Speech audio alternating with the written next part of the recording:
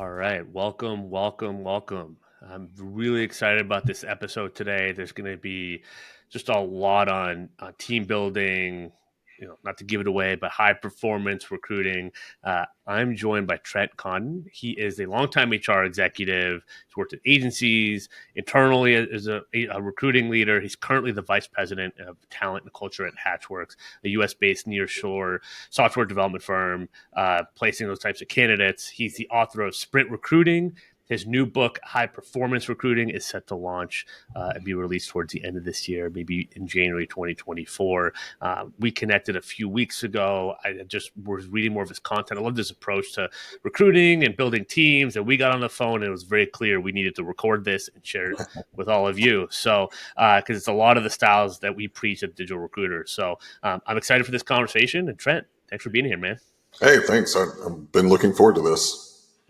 Likewise. So we'll just dive right into it. Kind of typically always start, and this could be a long answer because you have quite a impressive work history in this space. But how did you get into recruiting? By accident. In the club. Yeah. I mean, if you had told me while I was in college, hey, you're going to go and eventually be in HR for almost 20 years, I would have laughed at you. I mean, I spent more time in HR for violating HR policies early in my career than I did, like making friends. So, but I put myself through school working full time as a banker. So I did a full range of things, working in branches. I worked with high net worth people. I did lending, both commercial and personal. And my daughter, I think, was one. So this was 2003, 2004. And I enjoyed the lending aspect. I loved meeting with clients, especially business clients, and kind of going, okay, because a lot of what I did is with the, I wouldn't say small business, but like they were founders, and I was just fascinated with the way their brain worked. And I would always say, like, what made you come up with this idea? For me, it was a way to get them to actually talk and forget that I was about to ask them for business, but it was also a great way for me to really kind of learn how their business worked. But I got to the point where I was like, a loan's a loan. I've structured some big, sexy loans. I've structured some basic loans. If I'm going to do a career pivot with my daughter's age, as it is right now, now's the time to do it. And growing up, my grandmother would always tell me, if you don't like something, go over there, break it, fix it, and make it the way that you want to. And so that was kind of my approach, is if I'm going to pivot, what is something that I can go in and I can break that needs to be broken, and try my best to fix it. And HR was the first thing that came to mind, because as a sales leader, as an executive, I was young. I mean, I was in my 20s, managing 48 people across 4 different states, huge P&L responsibility. And I hated working with HR, and especially hated working with recruiters, because they would send me over people. I'm like, do you know what we do? Like, this person has no sales experience. Yeah. Yes, they can spell finance, but they have no sales experience. So I found a contract recruiter position working for a bank, and I thought, okay, this is something I know, something I don't know. And I got in there, and I spent probably the first 6 months being trained by recruiters. And I use air quotes because they weren't, there was a couple that were cold calling, but I remember one of them going, so look, whenever people like hang up on you, don't let it get you down. And I'm thinking, I got run out of office buildings, trying to cold call on people in the office building. Getting hung on the phone, that's not going to hurt me whatsoever. So I took on a different approach, because at the end of the day, recruiting is sales. You are to build, nurture, and execute a pipeline against a strategy. And that's all sales is. Good salespeople do that. And I find that good recruiters do that as well. So fast forward a couple of years, actually fast forward about a year, and those people that were training me were reporting to me, because the client, the internal client, the hiring managers liked my approach. I could talk business with them, and I had to go and find candidates that met their job requirements, because I had been in their shoes before. And I've just continued to evolve that. I've done banking. I've done, I've done certifications. I mean, I've been across industries, probably about an inch deep and a mile wide. And believe it or not, my biggest fear, the only time that I really felt like I failed in recruiting, was whenever I was a senior recruiter for a tech firm. And I was there for 9 months. It was right around 2008. And the largest clients for the group that I was supporting was Lehman Brothers, Wells Fargo, and Citigroup. Yikes. So yeah, I was one of the first to go, and um, it really messed with my psyche. So whenever I got back into tech, supporting on the bank side, I was very very leery, and out of that uncomfortable, it really kind of forced me to innovate, and that's actually where sprint recruiting was birthed, was out of that uncomfort.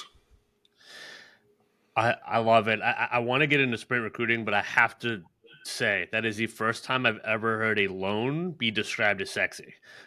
So there is a first for everything, and I just had to throw that out there because you said that, and I was like, I can't miss. I have to bring that up because Yeah, there's a first for everything. So, yeah, but I love it. I mean, when you get into whatever you're doing, that is kind of how we describe certain things, right? It's like it's hmm, all like when you're all in, it's just like, yeah, like in the moment, like that's what it is to you. But from the outside looking in, it's yeah. as you said, I can barely spell finance, but I There, would never think of it that way. Yeah. there's actually a mental thing scientifically, and I've done a lot of.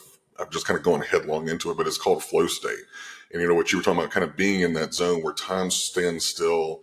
It's almost like that beautiful mind where you're just kind of moving the data or whatever you're working on, and it's like you're in this whole different level. And for me, it's important to make sure that I'm in a career that allows me to get into that space. I want to solve complex problems. So yeah, there were a couple of deals that were sexy just because they were very complicated, but also because I was being told you'll never get this to work, and that is the worst thing in the world. I will kill myself just to prove you wrong. Yeah, it's I I love that. I mean, because I know what you mean by that term and by saying it that way. It's how I feel. You know, if I'm building campaigns or Hmm. messaging or writing posts, I love it on my coaching calls.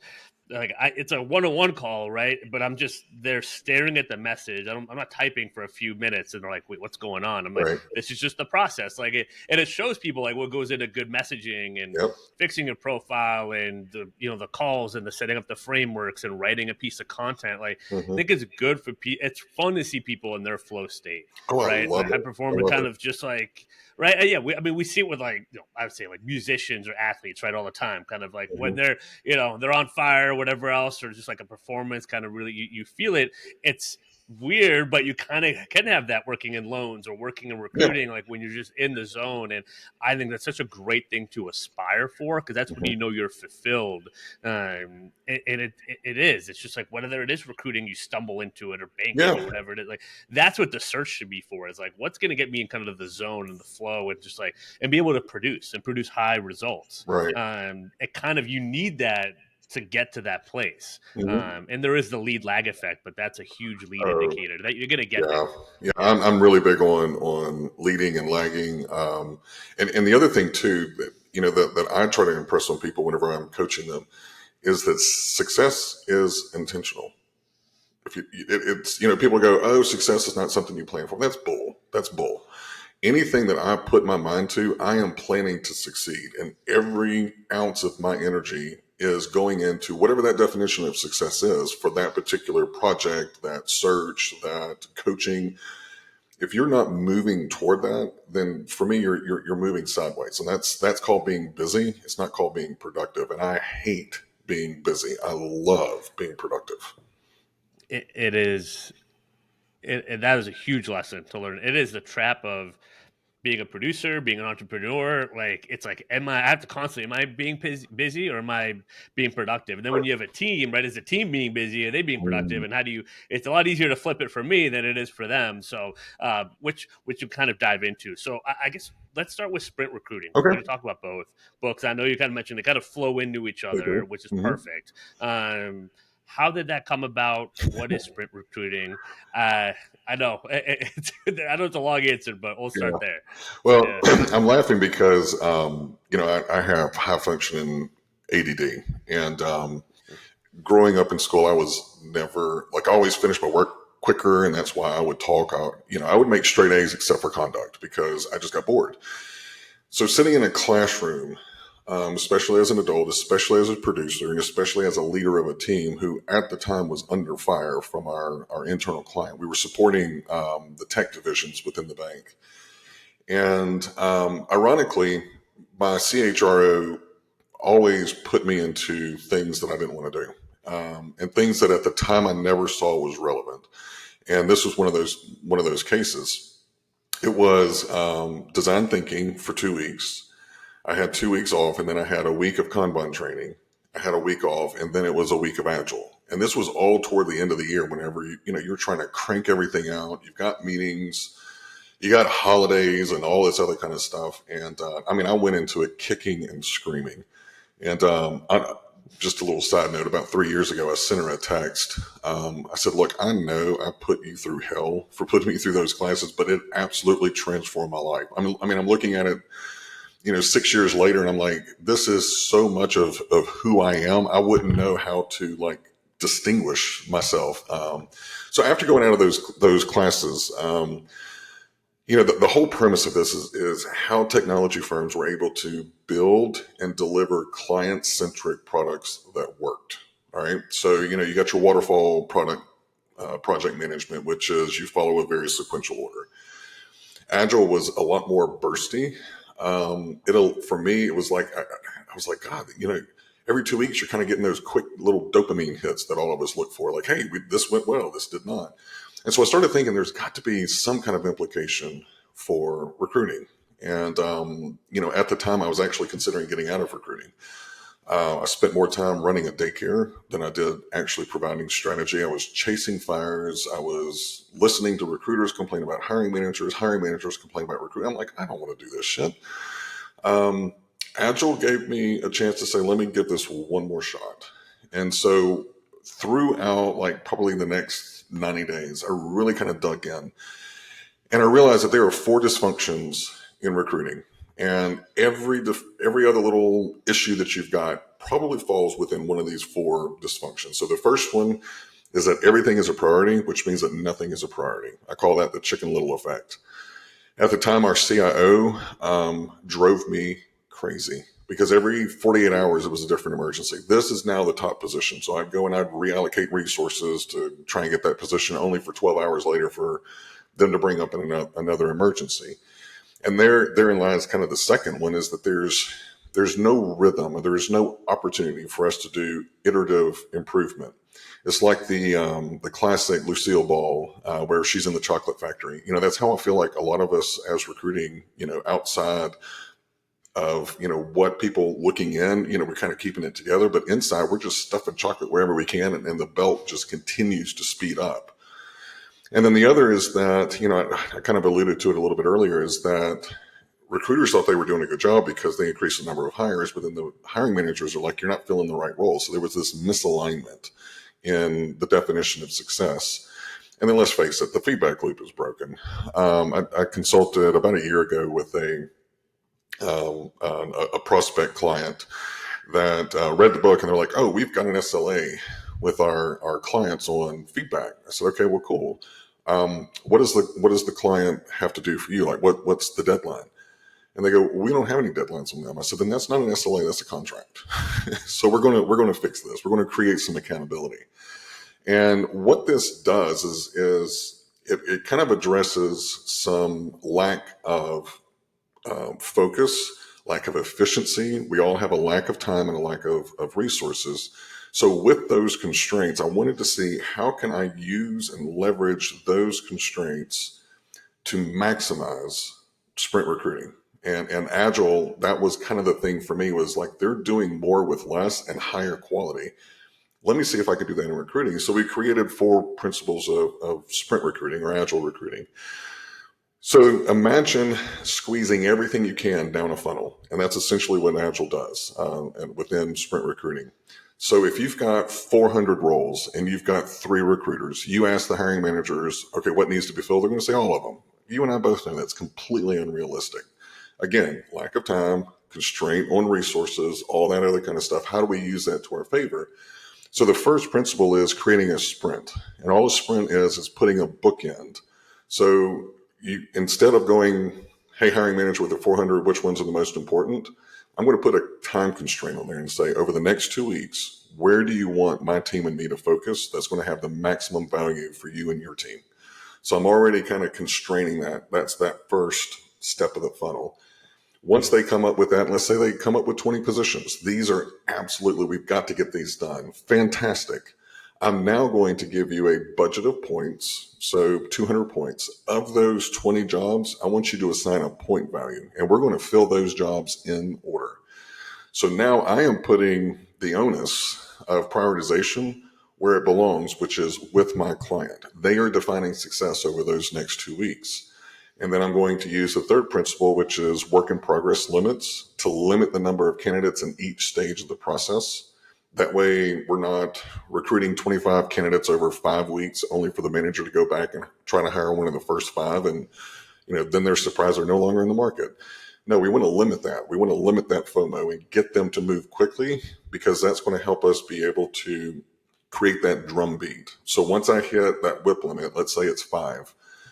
Once I've scheduled 5 interviews for that top priority role with the hiring manager, I stop working on it. And then I work on the next one in priority, and I try to do the same thing. That's that drumbeat. And then the last one is feedback keeps everything going. So feedback, the deadline is 48 hours. So manager, if I submit over to you 5 candidate profiles, you have 48 hours to give me feedback. And if not, then I'm going to go to my manager, who's going to go to your manager and say, this one was given some serious points. You said it was important. Why are we not getting feedback? And then by the time it gets to my level, I'm going directly to the head of the entire business unit and saying, okay, you indicated that this machine learning engineer was 100 of your 200 points. Has something changed? 9 times out of 10, they go, no. I'm like, well, you might want to tell your hiring manager, because it's now been 3 days since we've gotten feedback.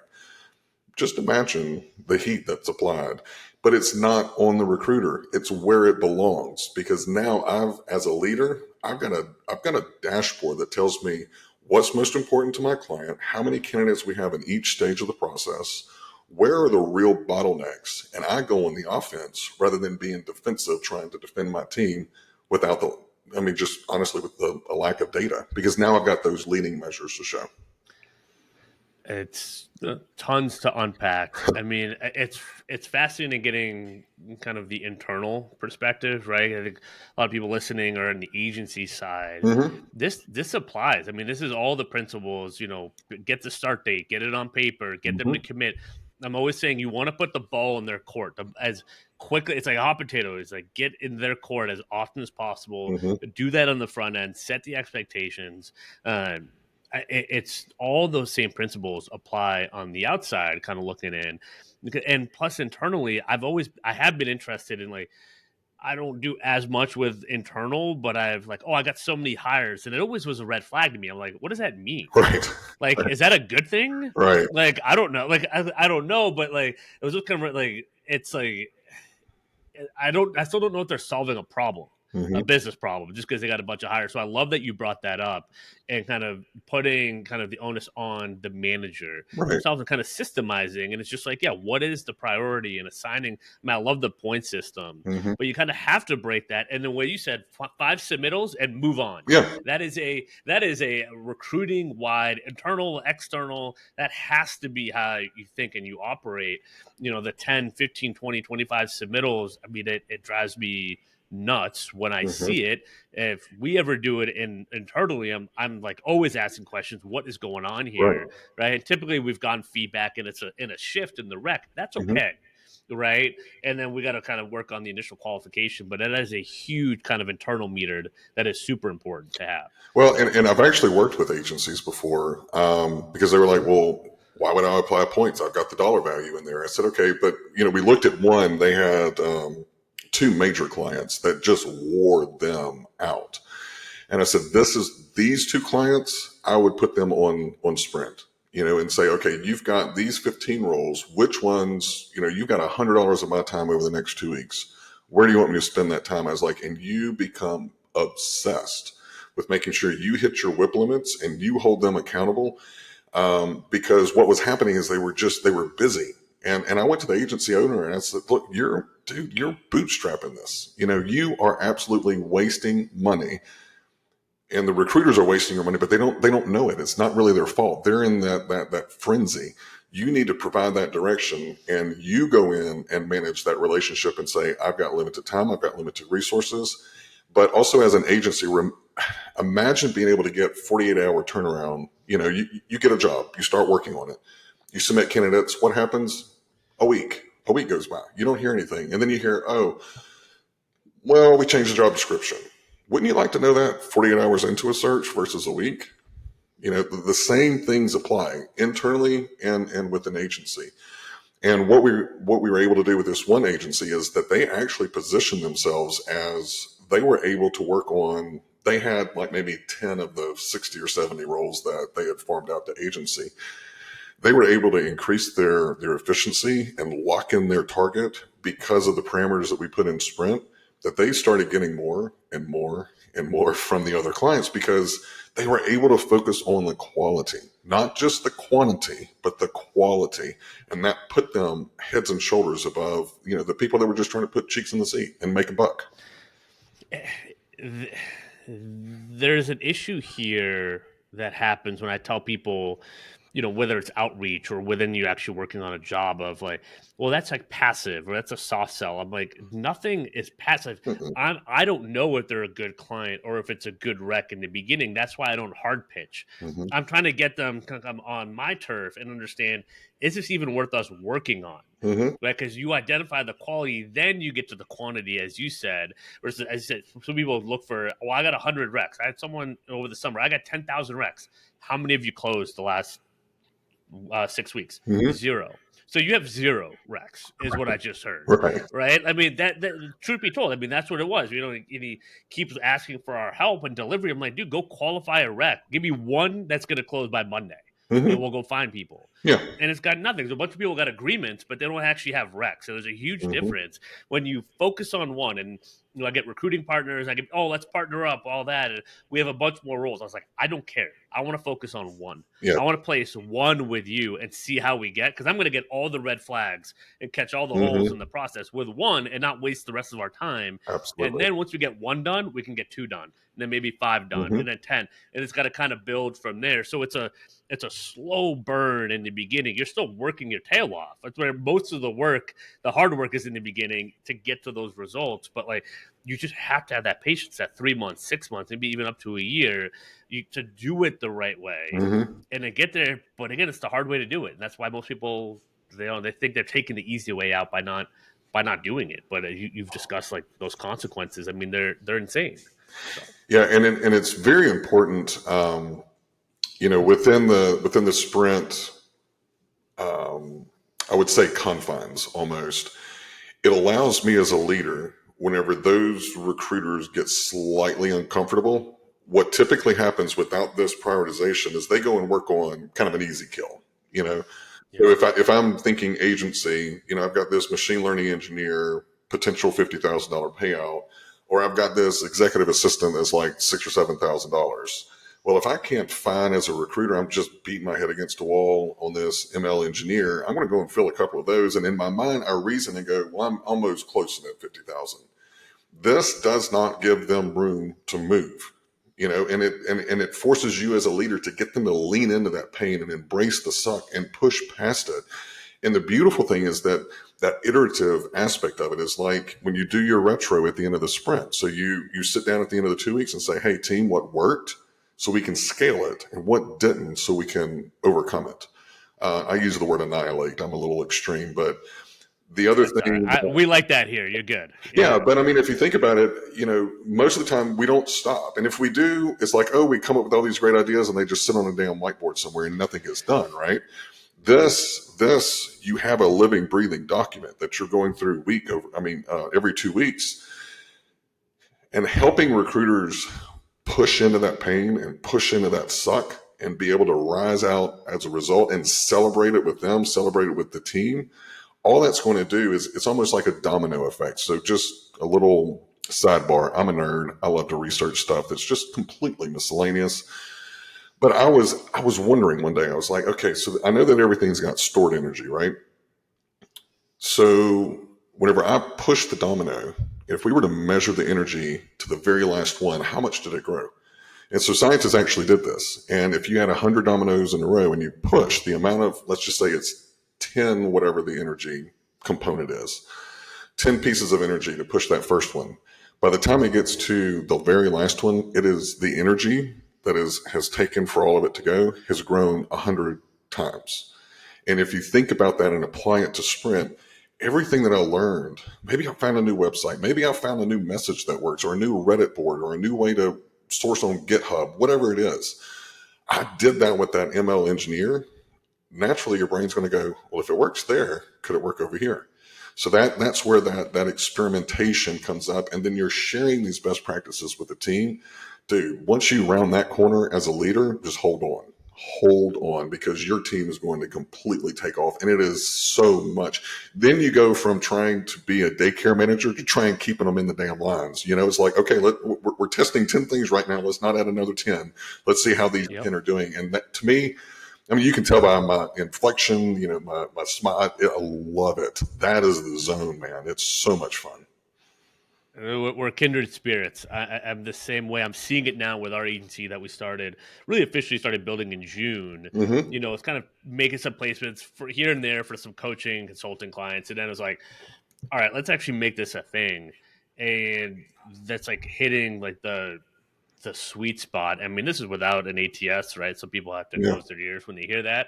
Now we're looking at adding one because it's the right time Mm-hmm. to add one. And it's like, and we're not just saying, let's just pick one. It's like, what do we need from it? And let's demand those answers from who we're talking to about the system. This is what we need. This is simplified, almost like doesn't have all the other bells and whistles. Like, let's keep it simple because this is going to fix some of our internal communication Mm-hmm. that doesn't allow all that. So we can kind of fix that. And then that opens it up. And now we're able to, as you said, hit the next few dominoes Mm-hmm. and then kind of go from there. Because we have the nucleus with the team, amazing sourcers, amazing screeners. They can close deal, qualify recs, all that stuff. But it's just kind of a race with communication. But it's like we wanted that like petri dish in a Right. sense. Like I wanted to be hands on, me to kind of like see where all the gaps were and what was going to move the needle, like give us the most velocity in terms of like ROI and speed of like, okay, let's see how far we can take this thing. Let's make a few things break and then fix what matters. As you said, kind of in the next 2 to 4 weeks on that end. Mm-hmm. And then, all right, well, what can it look like for a Q1? So we're able to kind of maybe 3x our output with the same amount of time spent, right? Yeah. And all that. So like Yeah. that's kind of how we're looking at it's a process. I mean, this is 5 months into it, right? It's not going to be 5 days or 5 weeks. Like you have to live and breathe this like vision and mission, as like you're saying. Like Yep. it has to be kind of part of it. And if you do that, it's embrace the suck, embrace things breaking, and just know that that's like a natural consequence of it. That's healthy, right? Not necessarily good or bad. It's just healthy. Like and embrace that. That's the magic. Like, Yeah. and as you said, if one messaging campaign works, like, wait, could I use this on like every other skill set? Oh yeah. Like potentially, and like that is when we get those moments for people in the program. I know I've changed their life Yep. forever, Yeah. And and it's that's the fun. beautiful part. Yeah. And it's fun to be part of that journey. And then, Yeah. for me, kind of working across, internal agency, across different industries, I always tell them, I was like, look, the methodology stays the same. The execution is very tailored. And that's what I want to work with you on is what makes the most sense for you and within your organization. So, working with a very large global commercial real estate firm, they had 250 some odd recruiters across the globe. How is the point system going to be done? Well, for one division, it was one way. For another division, it was a different way. And I remember the leader going, is that okay? I'm like, we're still getting the business to drive the prioritization. Yeah, it's totally fine. We're still hitting that second principle. But how you're executing it at a local level, that needs to be very tailored, and it needs to be client driven, and clients need to have some kind of, what do you call it, say so in it. But there have been so many times, I worked with one agency that they would do, I still don't really quite understand what they did. They explained it to me 3 times, but they had such a niche. Yeah. And how they went about the point system and how they went about prioritization was completely different than anything else that we had ever done, working, with other agencies, but it worked for them, and I got to learn something. I was like, okay, well, this is somewhat pliable, across things. So it gives me an opportunity to kind of stress test my own methodology, make sure that it's still valid, it's still relevant, and that it doesn't need to evolve or iterate. Well, I love that you're doing it and living it, and it's such a good.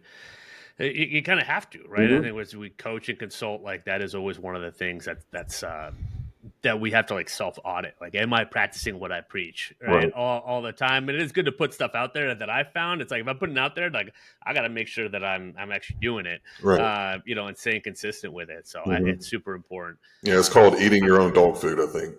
yeah, exactly, Right. exactly. All right, so we've covered sprint recruiting. Yep.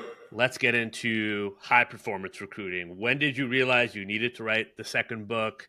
What's kind of what, and then kind of what's going into it, right? What's the Mhm. evolution, from sprint recruiting?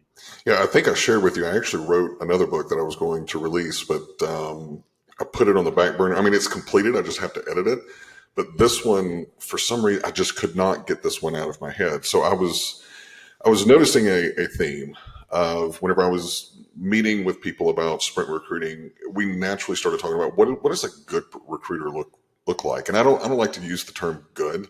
Um, again, I come from a performance background before I got into HR, where you were graded on everything leading and lagging. So I always kind of shifted and go, let's define what a high performance recruiter looks like. And I was doing some training for Hatchworks on high performance and leading high performance teams, and so it kind of get to be this reverberating theme. And I was like, all right, let me just see what I got. Sprint recruiting, I wrote in a month and a half, 2 months. The book that I have on the back burner took me about 6 months. This one took me 6 weeks. It was just like it just flowed, and for me, that's whenever I'm Flow like, state. yeah, I'm Yeah. like, all right, I've got something. So what I defined is 7 traits of high performers in recruiting, the 7 environments that they do the best in, like they just flourish, and then the 7 types of leaders that are needed for the high performers. And so, just looking at high performers, and again, I've worked across industries, I've consulted, I've led. There's about 7 that really kind of stick out whenever I think of each high performing team. I'm like, yeah, they've got 6 out of the 7 or 5 out of the 7. The first one is intellectually curious. Um, Growing up, I always got called the Riddler because I would always ask why. And going to a Catholic school early in childhood is that's not, they don't really like that a lot. Um, and I remember people going, "Can't you just accept it?" And I'm like, "No, I want to understand why. Like, how does this work? Where did this come from?" And it was just the way that my brain was wired. And I find that not because I'm this way, but others that I consider to be high performing recruiters, they don't just look at a job, they look at it almost in a 360 way.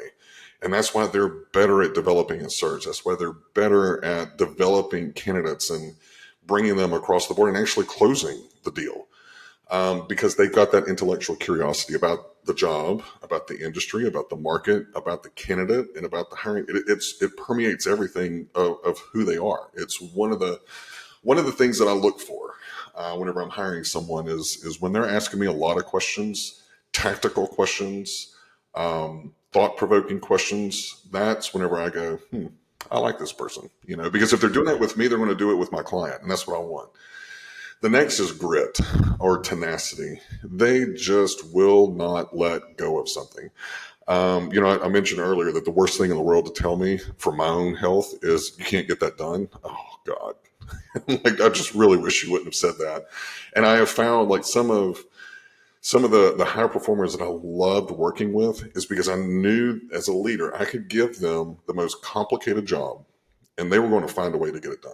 They were just it just I didn't have to worry. I knew that job would be closed and it would be closed with the best candidate because they just have this grit. And then the next one is adaptability. They're not going to go over a wall, through a wall. They're going to blow up the wall. I mean, they're just going to. There is not an obstacle that they don't see as an opportunity to learn something. You put them in any industry, you put them in any environment against any job, they're going to find a way to perform because that's just who they are. And whenever you get a bunch of high performers who are very heavy on the adaptability and you give them a problem, it's chaos in the room because they spend so much time ideating that you really kind of have to rein them in and say, okay, let's pick 2 or 3 that we can actually execute on. And then the other is respectful conflict. I can judge a lot by a team whenever I sit in their meetings and it's like kind of dictatorial, everyone's nodding their head. It's like being in church, everyone's agreeing with the preacher. I don't like that. I want there to be some dissent because I want people to be looking at something from different angles because it's going to make sure that our solution is a tighter fit. And high performance teams, they need that. They crave that ability to be able to express their opinion. And, if you're not used to it, you're going to see this like, oh my God, they're fighting. They're not. That's just their passion coming out. Let it go, enjoy it, embrace it. Bursty communication is another one. I have found that most high performers do not tell them every week that you're having a 2-hour staff meeting. They will blow their brains out. Bursty communications. Think about chats with your high performers. They're in, they're out, because they're going back to their task. They need a quick question answered, fantastic, let's get that done. And then they pull right back out. So you need to be able to have different channels for that. So like on Slack, I've got one that is just important updates for the team. I've got one that's called a GIF war every Wednesday or Tuesday, if I remember. I go out there and I ask a business question. They can only answer with gifts. And then I give awards to the ones that make me laugh or the ones that kind of, make me a little uncomfortable. Recruiters, we can walk the line of suitable for work. But it's fun. It gives them a chance to kind of come in and interact in a unprofessional way, kind of a personal way. But it's that burst of communication that they want. And then the other is that they are absolutely goal oriented. And not the way that they look at goals is that is the minimum. So you give them 100 as a target. In their brain, it's 125 or 150 because they're going to measure themselves higher than anybody else could. They are the worst at being their own worst critic. And I didn't realize because I've taken a lot of personality tests and I knew I was competitive, but just to show you how sick competitive I am. The other day we were going, we live in Atlanta and we were going somewhere in Midtown and I had never been there. So of course I put on maps and it says you will arrive by 2:17.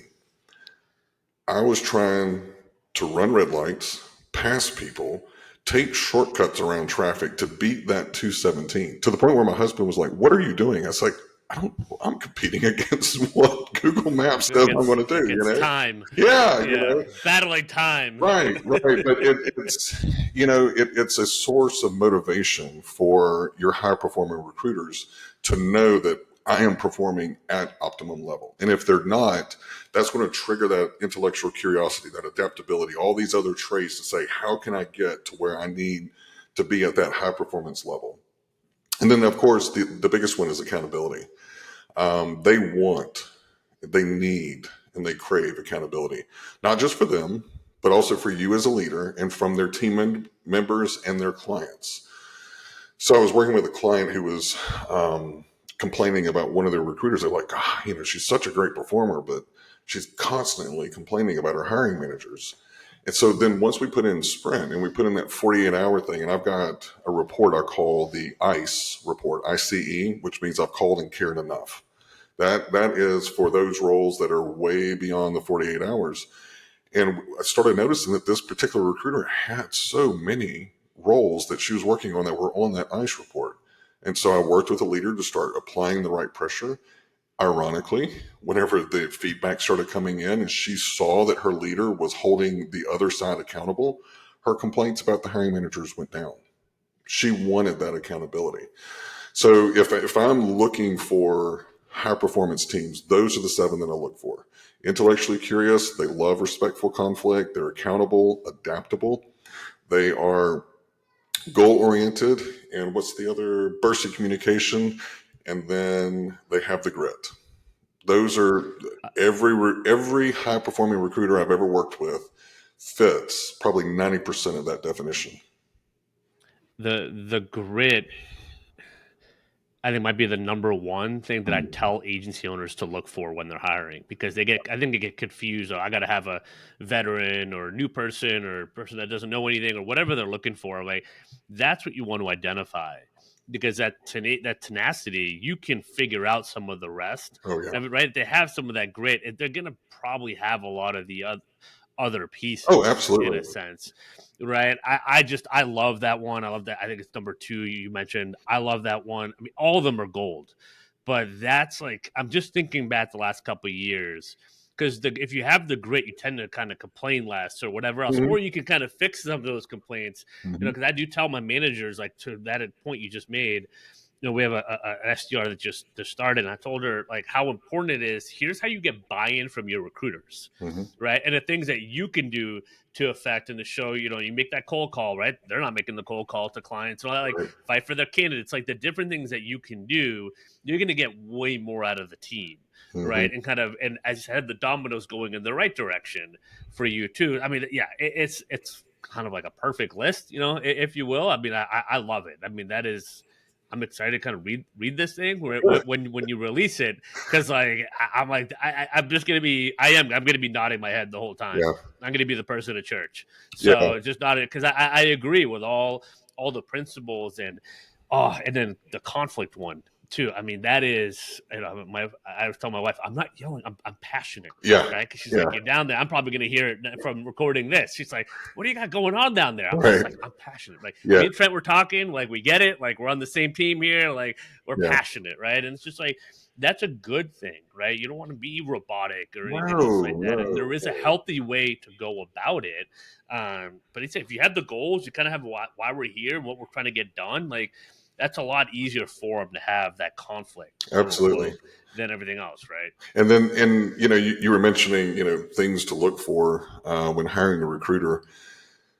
A lot of people like, I need someone that has got 7 years of experience, and I always push back because my preference is I would so much rather train than untrain. I had, it was actually a banker. She was the top performer at one of our competitors, and I had just taken over the region. She had just been hired, and everyone was just worshiping the ground that she walked on. I didn't like her. I didn't like her. She complained all the time, and her performance was not indicative of what we had heard in the market. We found out why, but nonetheless, the reason I did not like her was because she never provided a solution. She was always putting the other team members down. And she always said, well, it's such and such bank. And she caught me on the wrong day at the wrong time. And she goes, well, train at such and such bank. I was like, then why in the hell don't you go back? If it was so good, why did you leave? And she couldn't answer the question. 2 weeks later, she went back. And I was fine because I hired someone who had they had sales experience, but no banking experience. They had that oomph, they had that drive, they had that. I'm like, once this person gets turned on to the right products I'm going to have to kind of pull them back a little bit. I mean, they're going to be all over the place, but you know what? I'll take that passion any day of the week over someone that thinks that, well, it was greener over here. Well, the pasture is always going to be green where you fertilize it. And I think having that grit, you understand it. You'll go into an open field that's dead. You're going to find some way to make it green. It is what you just said. I love the sales background, but no recruiting Oh background. yeah, man. I do think it's almost impossible to bring someone with sales outside of recruiting and get them right into sales and recruiting. That is very hard. I was never recommend it. No. Get them to sales to recruit back to sales. Yes. And like that funnel is, I mean, I've tried and tested. I know that's what AirTech that we always try to do, but even for smaller firms, that is what has the best success rate I've Mm-hmm. seen time and time again. So Because yeah, the I'm with you. good salespeople, they just have it. They understand the importance of relationships. They understand the importance of discipline. Good ones do. They understand the leading measures that are going to eventually lead into the lagging. So how many as a recruiter, speaking in grit, since we're kind of talking about this, the each chapter I always try to start with a story. And then I get into some of the science and the stuff behind it. And the one for grit is a guy that I'd interviewed, and he actually works for us now. I had interviewed him because we were looking at the time for a recruiter for elevator inspectors. And just saying that just makes my skin crawl. Because everybody's got that one client group that you're just like, I will never work with it again. And elevator inspectors are mine. I mean, it was a very tough market. Very hard. I mean, these people weren't on LinkedIn. Most of them had flip phones. So, I mean, it wasn't like you could just email them. So I was interviewing this guy, and I said, this is really tough. Like, what do you do whenever you get 10 no's in a row? He goes, well, what I like is, I kind of run a baseline. What's the average number of no's I get per day before I get a yes? He goes, so let's say it's 15 and I have 10 no's. Well, I've got five more. And if I can go ahead and get those five out of the way, then the rest of the day is going to be yes. And I remember thinking about it first thing, and I was like, he's hired. And then the second one was going, God, what a mindset. I mean, just like it was a mental ninja for me to kind of, I thought about it for weeks on end going, how much more successful would I have been early in my career if I had that kind of a mindset, Oh, it's crazy. right?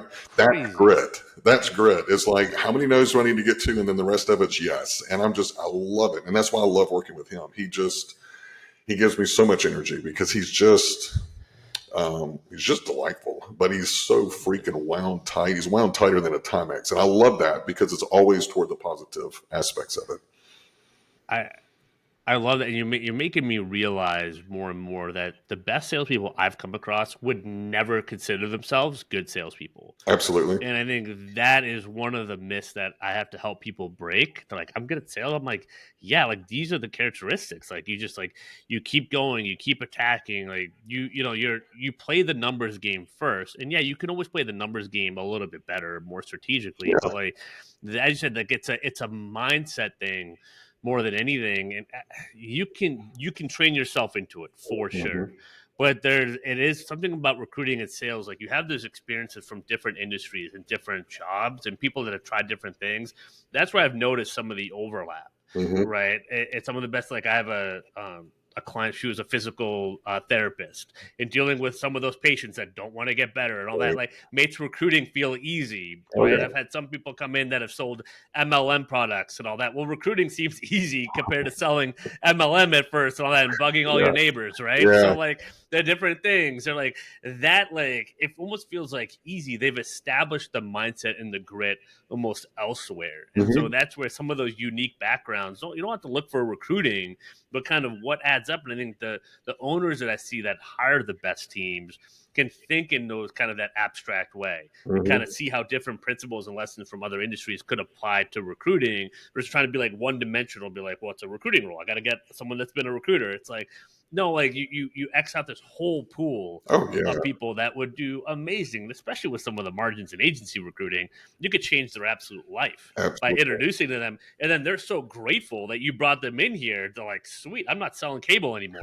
Right. Or serving tables. Like, I'm making how Yeah. much per placement? Like, Yeah. yes. Like, I'll tell me how to jump. Mm-hmm. So like that is where I see the real opportunity in hiring Yeah. in recruiting. It's just like, I think if you get that, it opens up a whole amazing pool of talent. Absolutely.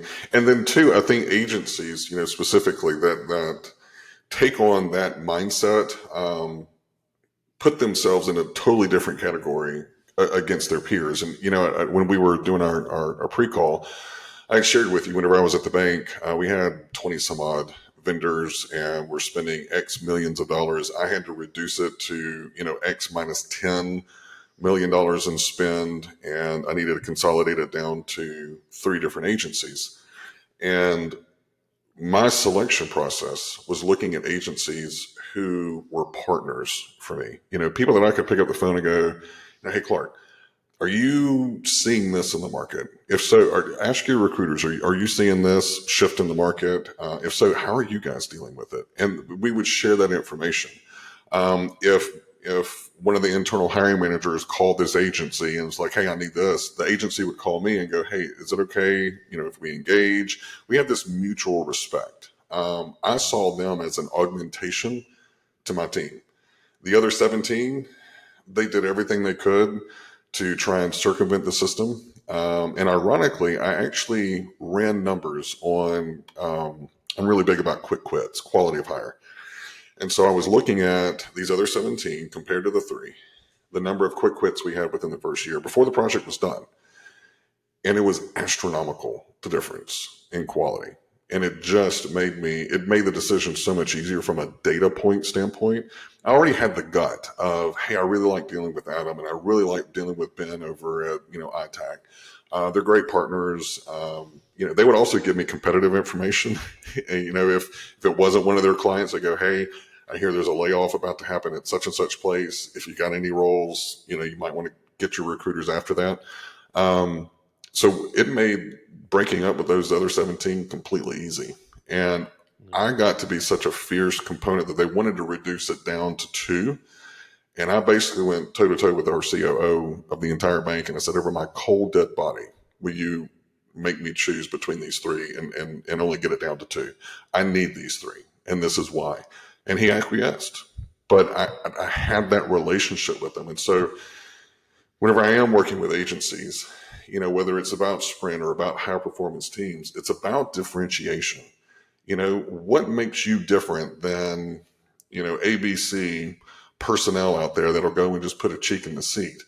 And whenever you're able to drive that value, you're also able to drive that margin. Well, such and such is only charging 20%. Okay, well then go to such and such. And whenever you have a resignation the next 90 to 180 days, call me and I'll do it for you at 25%. Yep. And having that level of confidence, and I tell people it's just like dating. You got to have just a touch of that confidence that borders ego to make you sexy enough for people to go, I want that. It's a very fine line you have to walk, though. It is very well said. I couldn't agree anymore. Talk about it all the time in the program, on this podcast. I mean, you have to know your value. You have to know your differentiator. And you have to know your ideal client profile. And yes, there are different stages of understanding that depending on where you are in business, but that should always be the goal to figure out immediately and to understand. And if you don't have that, work to understand it.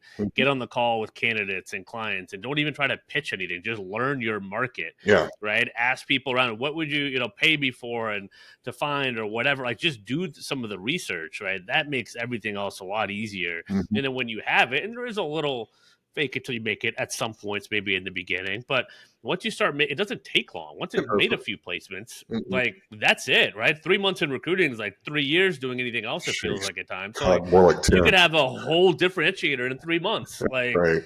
You could be the expert skilled trades recruiter in 3 months. That's how I felt back when I started. I was like, I knew everything within 3 months. Now I didn't. I had a lot more to learn, but I knew a lot more than the clients, right. About the market and the pay rate and had the current pulse on the market. That was one of the things that I could pick up in 2 to 3 months, right? Super quick was, as you said, that differentiator, that pulse in the market, right. Who they were going to find, doing references, getting leads, like all the different things. That was time I spent hundreds of hours that they didn't spend on learning the pulse. And you can always control that early and often. So you want to get your competitive advantage as quickly as possible. That to me is what is you get the quickest path to success. Like get the advantage and then leverage it on your profile and your messaging, on your calls, everything. Like that is the key. And it makes things just so much easier, just swimming downstream versus upstream. Well, and just as an example, so we work on project work, but we also do staff augmentation, and we've got employees in Latin America as well as United States. And a lot of companies are looking at moving from offshore to nearshore. And the way that we've positioned ourselves is you don't need to know Latin America because we do. You just need to know us. And so how do we build that message out? I built out country reports. These are why we hire people in these countries. It's from economic to the volatility of the political environment. There's like 17 different things that we put into our own little formula and we kind of rank it. We only do business in companies that are 8 to 10. And here's the 17 things that go into this particular ranking. It positions us as the SMEs for all things nearshore. We know their culture. We've been able to go in and build, just hella teams. I love our teams. I love going and visiting our teams, especially in Latin America. Because they're just different and the cultures are so different and they're so incredibly proud. And for me as a recruiter, I can sell that all day long, twice on Sunday. You know, Yep. here's why we're in there. And oh, by the way, here's the intrinsic thing. And oh, by the way, our retention of our employees is 98.5%. So you go and find that anywhere else in the market. I'll wait. That's the best. Mm-hmm. That's the best. We were just talking about that on the sales call earlier of just like having that confidence to know. And it's just like, all right, that's what you want to do right now. Like, that's fine. I'll be here Yeah. 3 months, 6 months, 12 months. You just let me know. And you Yep. say it with a smile on your face, like a real smile. And Mm-hmm. they're like, huh. Like they don't forget it. So, and then Yeah. come back and you get much better business in the Totally. long term. Totally. And Yeah. I'm not saying, if you're a brand new agency, go in and start at the 30%. I'm not advocating that You at gotta, you all. got to work your way You got to up. work your way up. Yeah. Absolutely. Yeah. So And this is an earned thing. This is what do this. Nothing is a shortcut for doing the work. yeah, you got to roll your sleeves up. And even whenever I'm negotiating a consulting, I've had some people go, your hourly rate is incredibly high. Like, yeah, it is, because I've got 20 years of freaking experience that I'm about to box in for you over the next 10 hours. So yeah, I'm giving you 20 years of my life for this cost. And trust me, you're getting it cheap, because there's a lot of blood, sweat, and tears and lessons that I have learned the hard way that I'm going to help you be able to dodge. And you're going to look better as a result. Absolutely right. It's a famous Picasso story, right? He draws a picture on a napkin for a lady, Mm-hmm. and he's like, "How much would that be? $20,000 or whatever." He's like, "Well, you just scribble on a napkin." He's like, "Well, I've been doing this for 40 years or whatever, Yeah. right?" It's like it's just a scribble. Like it's just like, no, this is my life's work that you're asking for, and, Yeah. and everything else, and this is a way I'm delivering it to you. But that's what it took, and I think it's really important to get to that level. And it is a sliding scale on where It you're at is. in your experience and the results that you've gotten. But Mm-hmm. if you got to start, you got to start somewhere. But that's like kind of, if you reverse engineer it, like that's the way to go about it. It is, So and it allows you to be able to select the clients that you want to work with. And yep, that's going to do nothing but increase the success that you're already having, and which is going to continue to be able to keep you at that elevated price.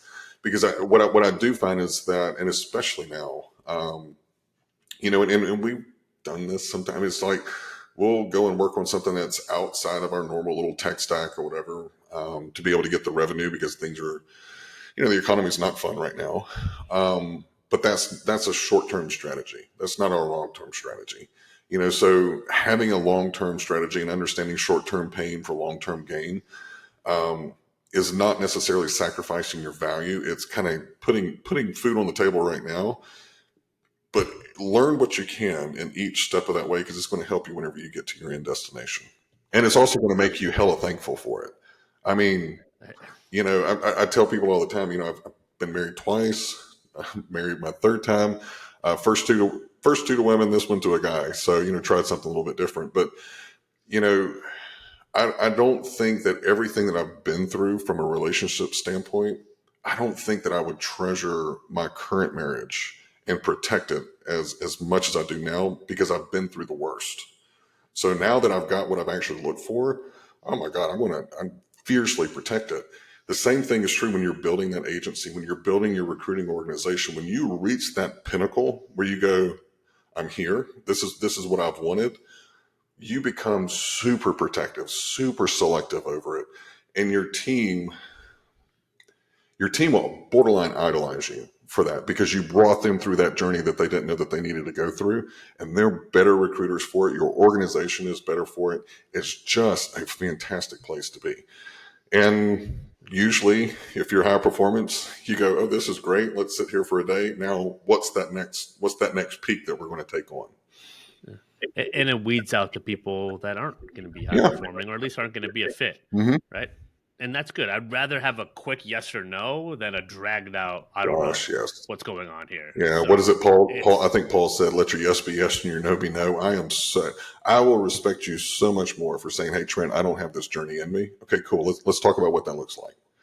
Let me help exactly. you and, find and you something. keep and you keep it alive, right? You Yeah. don't burn the bridge. And that is a lesson and a trait I think a lot of people need to learn and understand.